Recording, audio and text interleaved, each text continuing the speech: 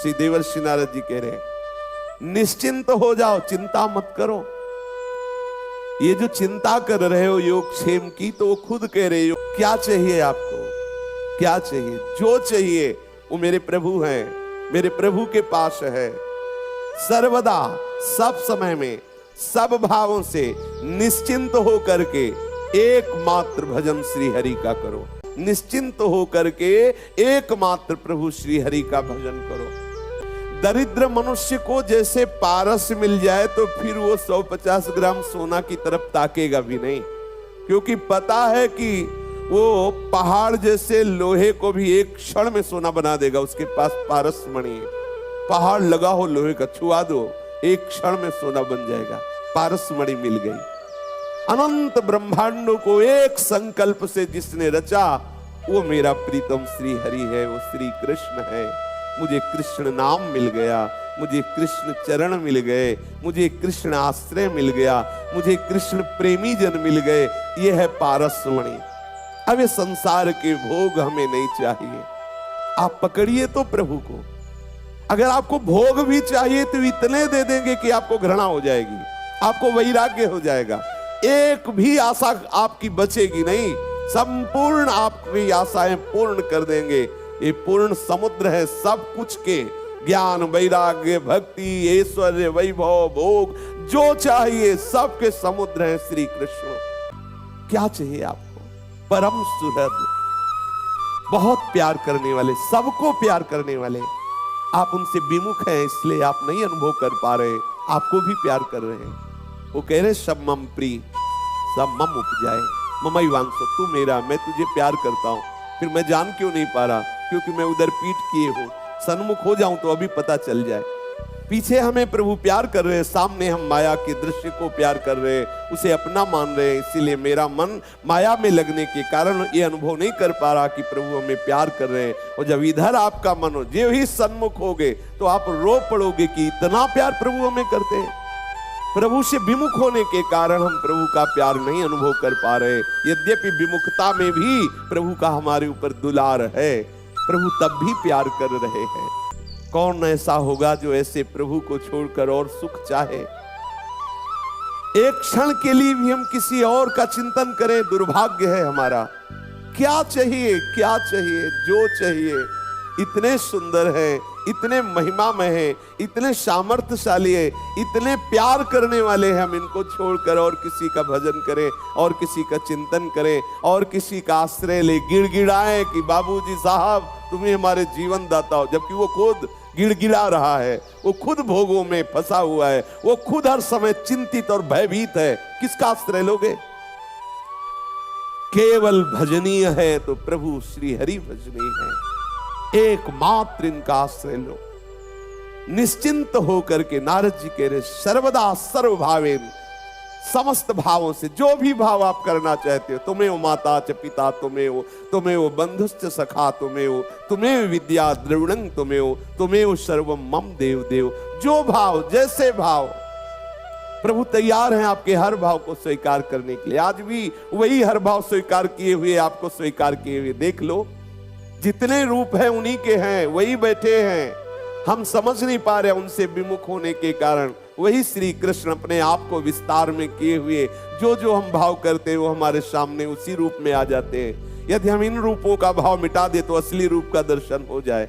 इस नानात्व से मति हटा ले तो हमें अनुभव हो जाए कि मेरे प्रीतम ही, मेरे प्रभु ही मेरे पास अभी तक रहे।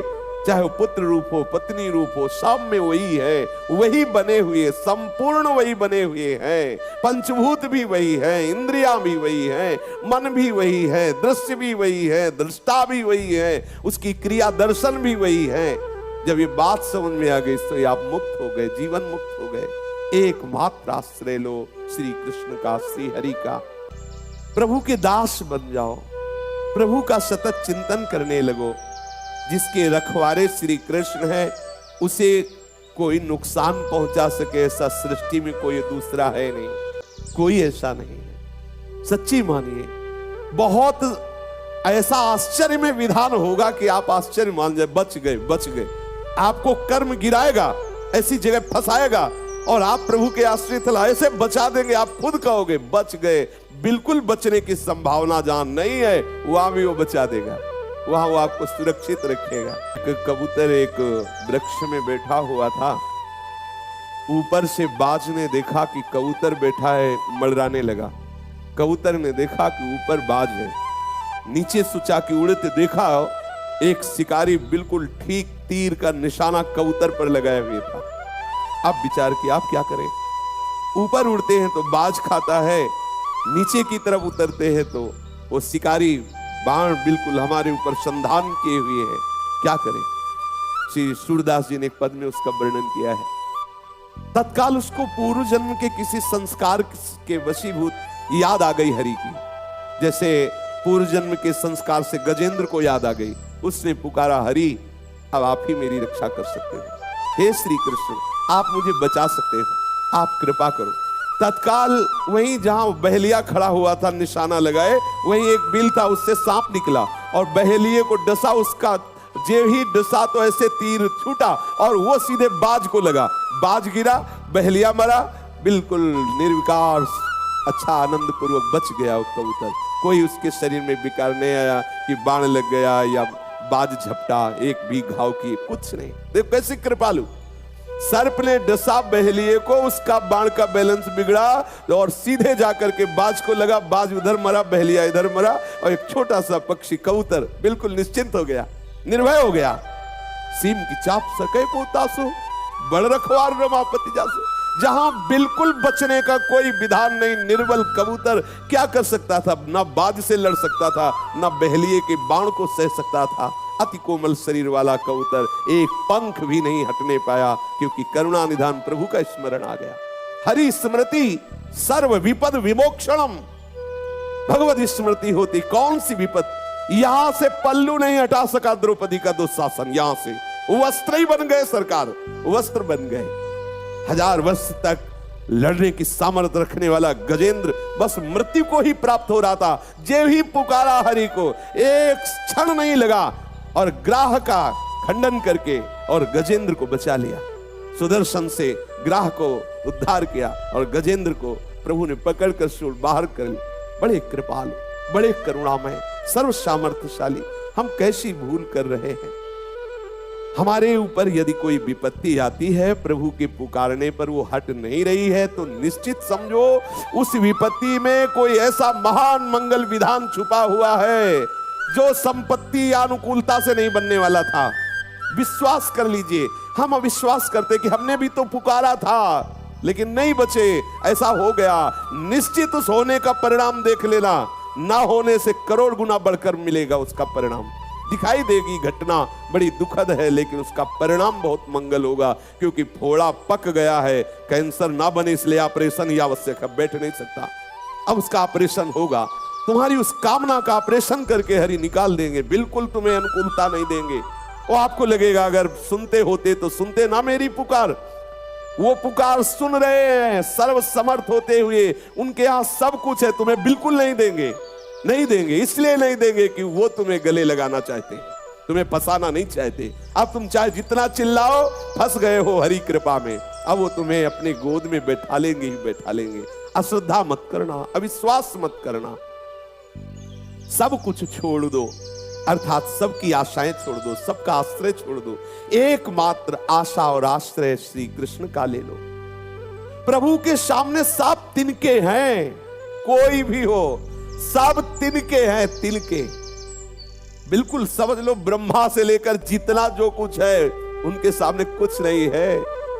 एक संकल्प से सब कुछ रच गया है। ऐसे सर्व सामर्थ्यशाली हमारे प्रीतम है, अन्य किसी का आश्रय नहीं। दिव्याति दिव्य महान प्रेम सुधा रस के समुद्र हमारे प्रीतम है। सभी रसों को फीका कर देने वाला इनका आश्रय है। एक एक शब्द ध्यान देने योग्य।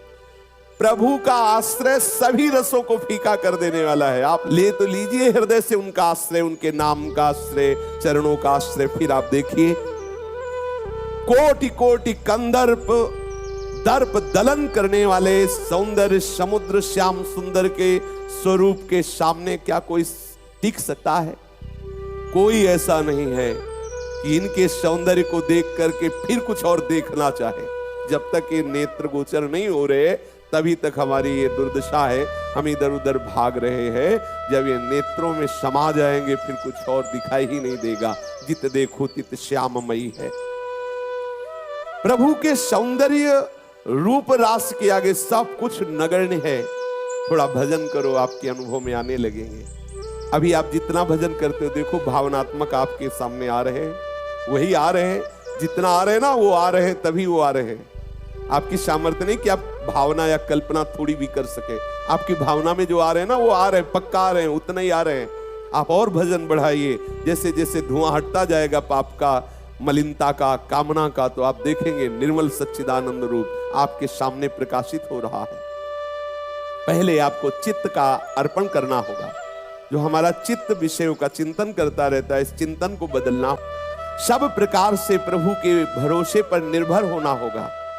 मन से भी उन्हीं का मनन करना होगा, बुद्धि से उन्हीं के विषय में निश्चय और विचार करना होगा, वाणी से उन्हीं के गुणों का गायन करना होगा, कानों से उन्हीं के गुण और लीलाओं का श्रवण करना होगा, जीभ से उनके ही प्रसाद का स्वाद लेना होगा, नासिका से उनके ही पाद पद्म पराग गंध को सूंघना होगा, शरीर से सर्वत्र उन्हीं की सेवा की भावना से चेष्टा करनी होगी, नेत्रों से उन्हीं की रूप भावना करनी होगी, हाथों से उन्हीं की सेवा करनी होगी, तन मन धन सब उनका है ऐसा अर्पण करना होगा। हमें प्रभु के लिए अपना जीवन समर्पित करना होगा।